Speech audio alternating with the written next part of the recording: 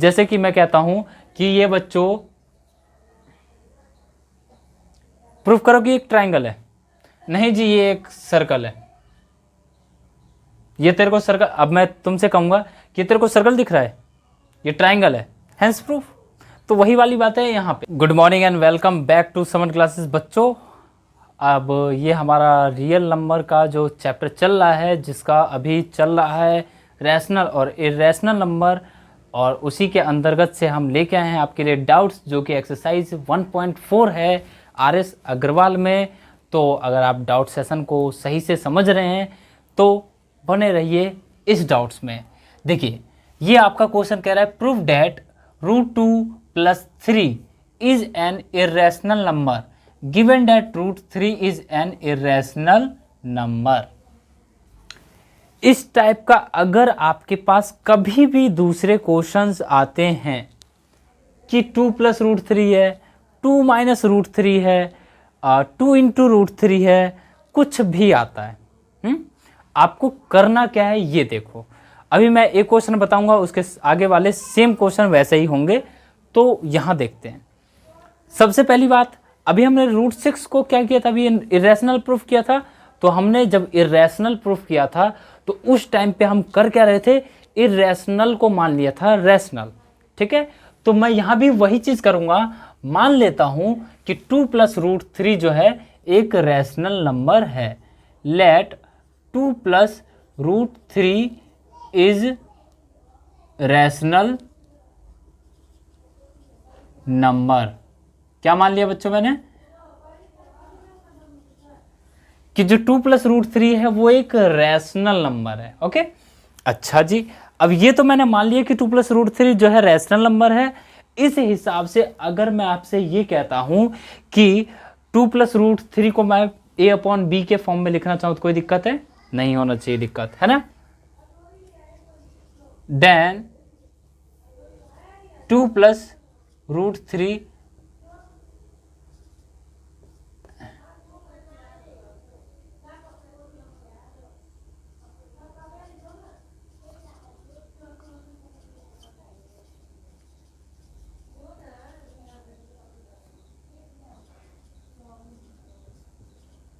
मान लेता हूं कि 2 + √3 जो है एक फ्रैक्शन फॉर्म में होगा a/b के फॉर्म में, या फिर आप ये कह सकते हैं कि 2 + √3 जो होगा वो आपका रैशनल नंबर के फॉर्म में होगा, तो a/b के फॉर्म में होगा, है ना। और मैंने जो माना है a/b वो सबसे छोटा, सबसे सिंपलेस्ट फॉर्म होगा। ठीक है, यहां पे लिखो and a/b is the simplest.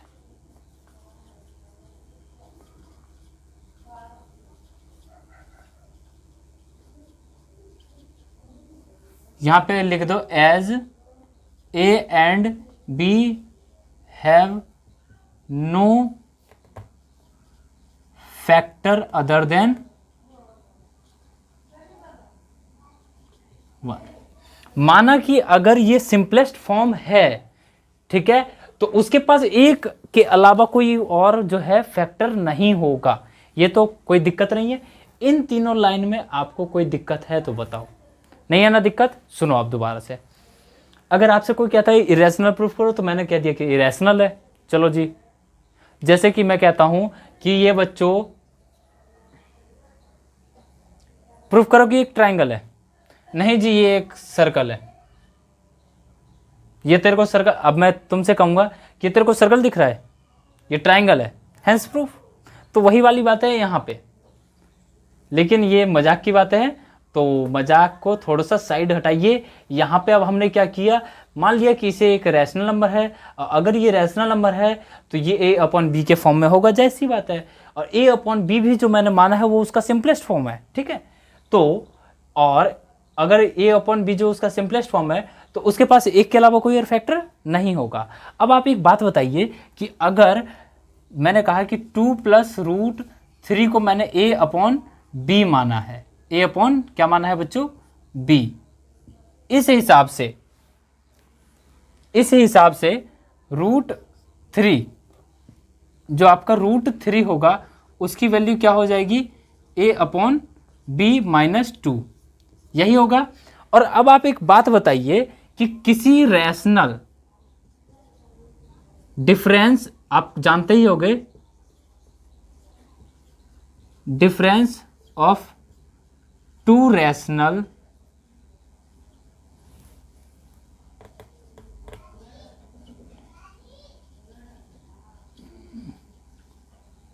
Is always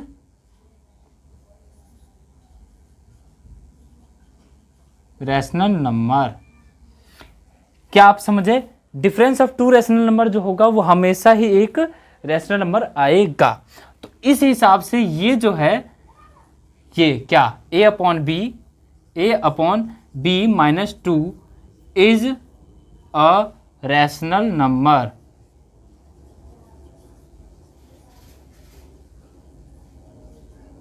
होगा कि नहीं होगा? अगर दो रैशनल नंबर में से, मतलब एक रैशनल नंबर में से दूसरे रैशनल नंबर को अगर मैं मैनेज करता हूं तो रैशनल नंबर आता है।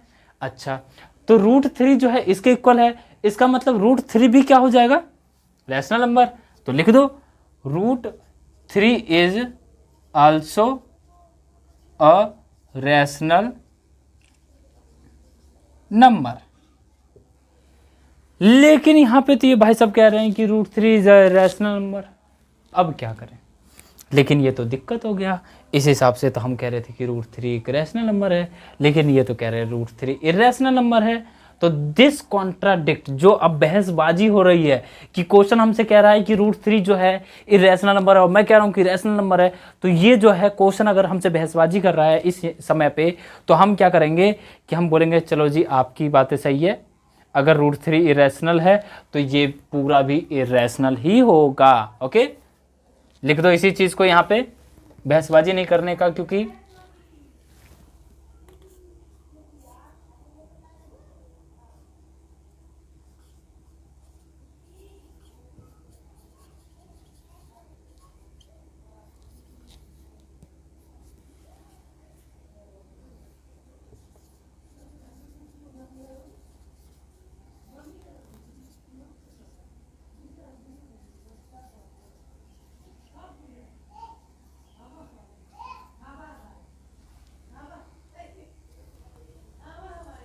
एंड हेंस क्या लिख देंगे? 2 प्लस √3 इज इर्रेशनल।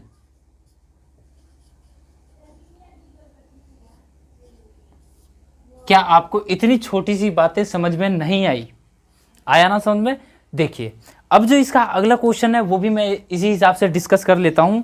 जो आपका अगला क्वेश्चन है, 4 माइनस √3 इज इरेशनल नंबर। यहां पे भी हम क्या करेंगे? √3 की वैल्यू निकाल लेंगे और वहां से हम बोल देंगे ऐसा ही करके। ठीक है, उसका अगला क्वेश्चन भी सेम है, नेक्स्ट 10th क्वेश्चन भी सेम है। चलिए, एक 11 क्वेश्चन है, 5√2, इसे हम करके दिखला देते हैं।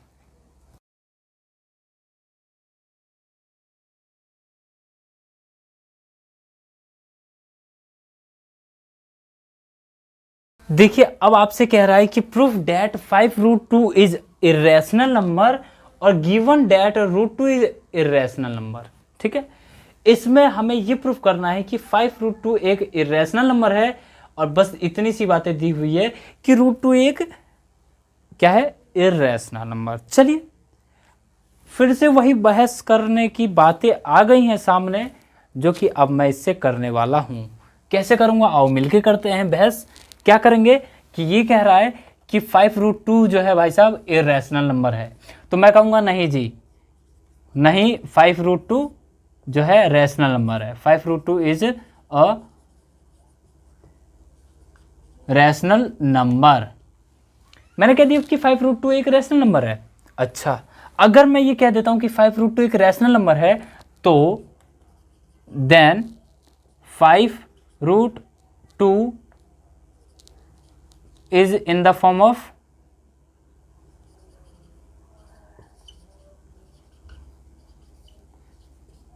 a अपॉन बी होगा, and b equal not 0, end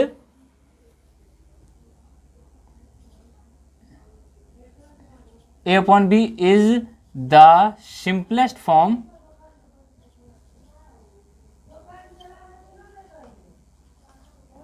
of A and B, A upon B, sorry. क्या कहा कि 5√2 अगर रैशनल नंबर है तो 5√2 जो होगा किस फॉर्म में होगा, ए अपॉन बी। अच्छा, और बी इसका 0 नहीं होगा। अच्छा, और ये कह रहा है कि ए अपॉन बी जो है सिंपलेस्ट फॉर्म है ए एंड बी का, है ना।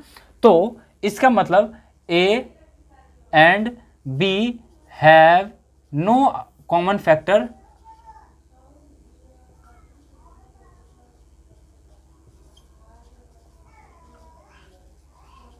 Other than 1। इसका मतलब यह है कि ए और बी के पास कोई कॉमन फैक्टर नहीं है एक के अलावा। इतनी सी बातें मैं बहस करने के लिए मैंने रख दी इसके सामने में। अब देखो बहसबाजी कैसे स्टार्ट होगी, ये देखो।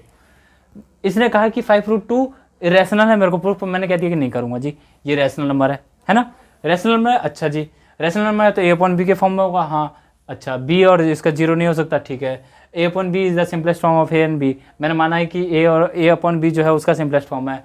उसके बाद तो अगर सिंपलेस्ट फॉर्म है तो ए और बी का कोई कॉमन फैक्टर नहीं होगा। अच्छा जी, ये तो मान लिया। अब 5√2 ये जो है ए अपॉन बी के फॉर्म में माना है तो ए अपॉन बी हो जाएगा, होगा। अब अगर मैं यहां से √2 की वैल्यू निकलवाऊं तो क्या हो जाएगा, ए अपॉन बी अपॉन में 5, क्योंकि यहां मल्टीप्लाई हो रहा था, उधर जाएगा तो वो हो जाएगा डिवाइड। अब जैसा कि हम जानते हैं कि दो रैशनल नंबर को आपस में अगर हम डिवाइड करें, क्या करें, दो रैशनल नंबर को आपस में अगर हम डिवाइड करते हैं तो होता क्या है, वो एक तीसरा जो आता है वो भी एक रैशनल नंबर होता है। अच्छा, हम लिख सकते हैं, चूंकि फ्रैक्शन लिख दो या फिर डिवीजन लिख दो, है ना। Division of to rational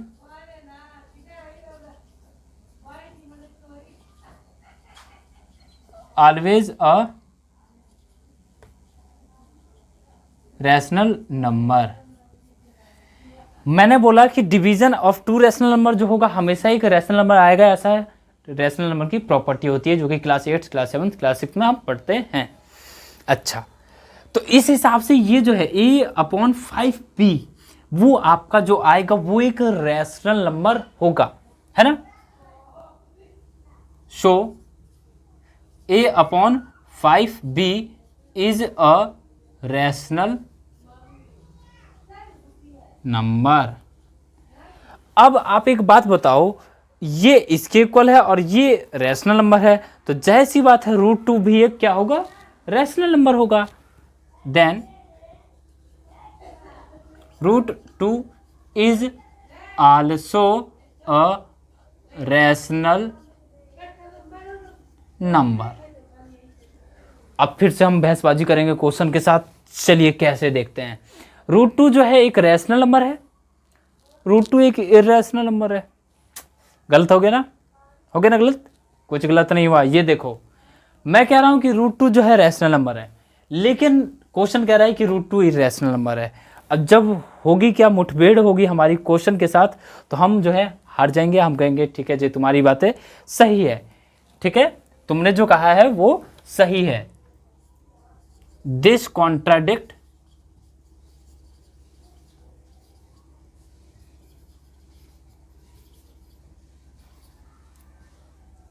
the fact that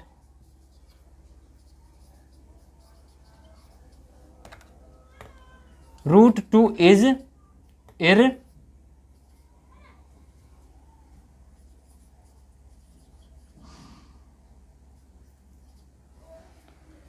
hence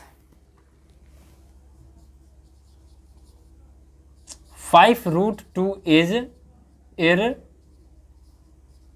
irrational number. आया समझ में, करना वही चीजें हैं, करना उसी हिसाब से है, सारे क्वेश्चनों में उसी हिसाब से है। देखिए, अगर आपसे थोड़ा सा पहले आप इसे कॉपी कर लें, ठीक है, उसके बाद मैं बहुत अच्छी सी बातें बताने वाला हूं, ठीक है, कॉपी कर लिए। चलिए अब मैं मिटाता हूं इसे। देखिए मैं क्या बताने वाला था, ये सुनिए। अगर आपसे कहता है √2, √3, √5, √6, √7 और ऐसा ऐसा अकेला रूट, ठीक है। अगर आपसे कहता है कि अकेला वाला जो रूट है वो आपको प्रूफ करना है कि इरेशनल है, उस टाइम पे हम क्या करेंगे कि उसे भी मान लेंगे रैशनल और उसके बाद हम कर देंगे उसका स्क्वायरिंग। स्क्वायरिंग करने के बाद हम उसकी वैल्यू रख देंगे और जो स्टेप अभी हमने बताया था वो स्टेप लगा लेंगे। लेकिन अगर इसके साथ 2+2 रूट ऐसा है, 2-2 रूट है, मतलब कुछ इस टाइप से है, या फिर 2√2 है, 5√2 है, मतलब इस टाइप की चीज़ें हैं, तो उस टाइम पे हम क्या करेंगे कि इसको जो है पहले तो हम इस पूरे को हम रैशनल नंबर मान लेंगे और उसके बाद हम इस क्वेश्चन में जो ये कहा होगा कि √2 जो है क्या है इरेशनल, हम उसी को गलत साबित कर देंगे, है ना। लेकिन ये तो हो गया। लेकिन अगर आपसे ये कहता है कि सिर्फ ये प्रूफ करो 2+√2 जो होगा वो आपका क्या होगा, इरेशनल नंबर होगा, सिर्फ इतना कहता है। और आपसे इसने ये नहीं कहा अगर कि ये 2 रूट जो है वो एक इरेशनल नंबर है, उस टाइम पे हम क्या करेंगे, √2 को उठाएंगे और ऊपर वाले मेथड से हम इसे प्रूफ कर देंगे कि ये जो है आपका एक क्या है, इरेशनल नंबर है। उसके बाद जब हम किसी इरेशनल में रैशनल नंबर ऐड करते हैं, ठीक है, अगर हम किसी इरेशनल नंबर में रैशनल नंबर ऐड करते हैं तो वो हमारा हमेशा क्या आता है, इरेशनल नंबर आता है।